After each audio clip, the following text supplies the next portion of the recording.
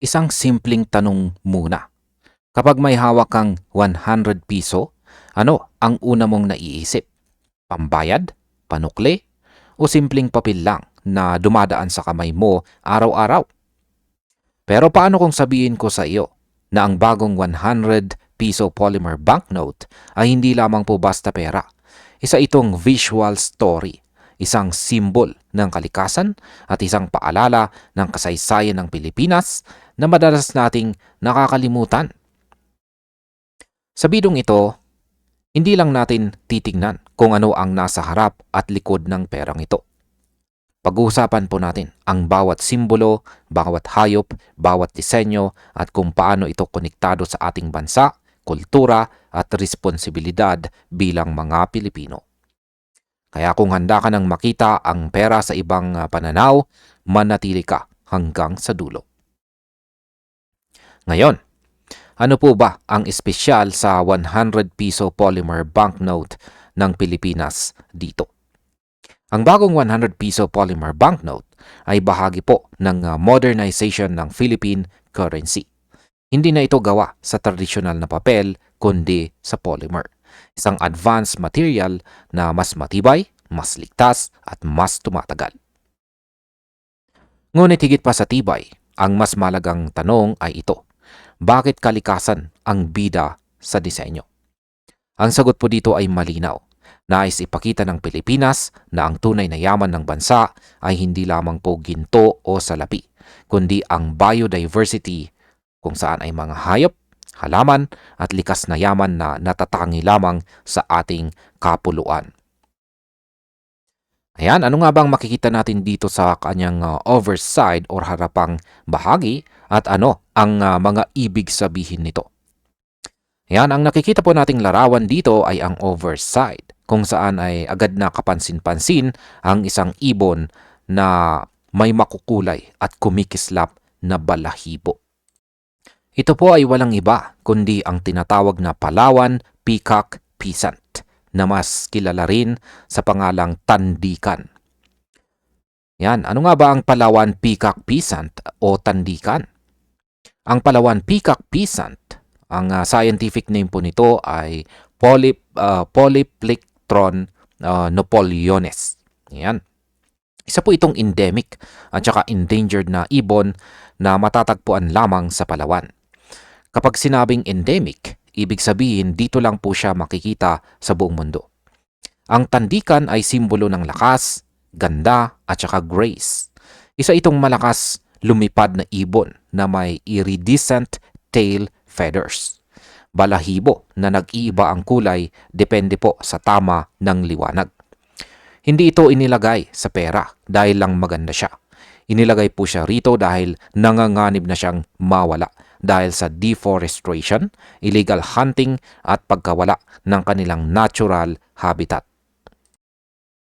Ngayon ay paano naman po ba nauugnay ang tandikan sa kasaysayan ng Pilipinas? Kung babalikan po natin ang kasaysayan ng Pilipinas, lalo na sa panahon bago dumating ang mga mananakop, ang mga hayop ay may mahalagang papel sa kultura ng mga katutubo. Sa Palawan, ang mga katutubong grupo ay may malalim na respeto sa kalikasan. Ang mga ibon tulad ng tandikan ay hindi po basta hinuhuli. Sila ay bahagi ng paniniwala, alamat at saka tradisyon. Sa panahon ng Spanish at saka American period, maraming hayop at halaman ang unti-unting nawala dahil po sa pagmimina, logging at saka komersyal na paggamit ng lupa. Kaya ang presensya ng tandikan sa 100 piso na ito ay parang paalala ng mga pagkakamali ng nakaraan at panawagan na huwag na itong ulitin. Ano naman po ang kahulugan ng orchid na makikita dito na rin sa kanyang overside? Kasama po ng tandikan dito sa overside ay isang halaman na bihirang-bihira. Yan po ay ang tinatawag sa scientific name na Ceratocentron facili, isang endemic at critically endangered orchid. Ito ay may orange blooms na hindi lamang kaakit-akit kundi napakalaga sa ecosystem. Matatagpuan po ito sa Luzon at Negros at patuloy na nababawasan ang populasyon dahil sa illegal collection at pagkawala ng forest areas. Ngayon, bakit po ba mahalaga ang orchid sa konteksto ng Pilipinas?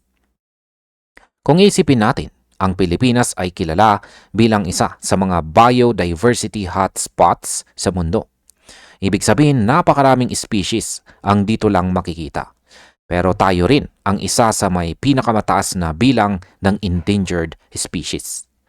Noong panahon ng kalakaran ng galyon, maraming halaman ang ini-export papuntang Europe at iba pang bansa bilang ornamental plants. Marami sa mga orchid species ang halos naubos dahil dito. Ang pagsama ng orchid sa 100 piso ay hindi lang para sa aesthetics. Isa itong silent protest laban sa pag-abuso sa kalikasan at isang panawagan para sa conservation. At dito naman po tayo sa reverse side or likurang bahagi ng 100 piso banknote na ito. Dito po sa kanyang reverse side, mas lalong lumalawak ang kanyang kwento. Sapagkat makikita po rito ang Mayun Volcano, isa sa pinaka-iconic at pinaka-aktibong bulkan dito sa ating bansa. At maliban dito ay ang tinatawag pong whale shark or sa scientific name ay ang Rhencodon typus na kilala rin natin bilang butanding. Kasama rin dito ang indigenous weave design mula po sa Bicol region na nagbibigay diin sa kultura at sining ng mga lokal na komunidad. Bakit Mayun Volcano ang napiling simbolo dito? Ang Mayun Volcano ay kilala sa buong mundo dahil sa kanyang perfect cone shape. Ngunit higit pa sa ganda, ito ay simbolo ng lakas ng kalikasan at resilience ng mga Pilipino. Sa kasaysayan, maraming beses nang pumutok ang Mayun.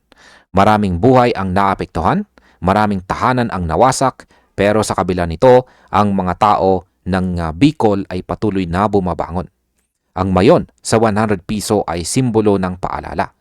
Ang kalikasan ay nagbibigay, pero maaari ring bumawi kapag hindi nire-respeto. Ayan, ano naman ang kahalagahan ng whale shark o butanding sa disenyo? Ang whale shark o Rhencodon typus ang pinakamalaking isda sa mundo. Sa kabila ng laki nito, ito ay kilala bilang gentle giant. Sa Pilipinas, lalo na po sa Donsol at iba pang bahagi ng bansa, ang butanding ay naging simbolo ng ecotourism at tamang pakikitungo sa wildlife. Noong nakaraan, ang mga butanding ay hinuhuli at pinapatay. Ngunit dahil sa conservation efforts at pagbabago ng pananaw, sila ngayon ay pinuprotektahan na. Ang paglalagay ng butanding sa 100 piso ay simbolo po ng pagbabago ng kamalayan ng mga Pilipino mula sa exploitation tungo sa preservation. Ano naman ang papel ng indigenous weave design ng Bicol region? Siyempre, hindi po kumpleto ang kwento kung walang kultura. Ang indigenous weave design mula po sa Bicol ay kumakatawan sa tradisyon, kasipagan at identidad ng mga lokal na komunidad. Ang paghahabi ay hindi lamang po hanap buhay. Ito ay kwento ng pamilya, henerasyon at kultura. Sa kasaysayan ng Pilipinas, ang mga lokal na sining ay madalas na pag-iwanan o napalitan ng imported na produkto. Ang paglalagay po ng weave design sa pera ay isang pagkilala at pagbabalik halaga sa sariling atin. Kapag pinagsama-sama ang tandikan, orchid, Mayun Volcano, whale shark at ang indigenous weave, malinaw po ang mensahe rito. Ang pera ay hindi lang sukatan ng halaga, kundi paalala ng responsibilidad. Responsibilidad po natin sa kalikasan, responsibilidad natin sa kasaysayan, at responsibilidad natin sa susunod na henerasyon. Ang aking opinion naman tungkol sa disenyong ito ay ang 100 piso polymer banknote ay isa sa pinakamakabuluhang disenyo ng Philippine currency sa modernong panahon. Hindi po ito nakatuon sa politika o personalidad, kundi sa kung sino tayo bilang bansa, kung saan ay isang bansang mayaman sa kalikasan, ngunit kailangang matutong mag-ingat.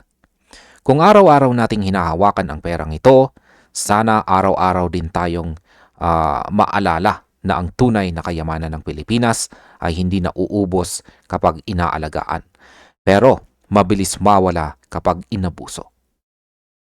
At ayan, marami pong salamat sa panunood mga kabarya. Panoorin na rin po ninyo ang mga suggested at mga related na videos natin dito.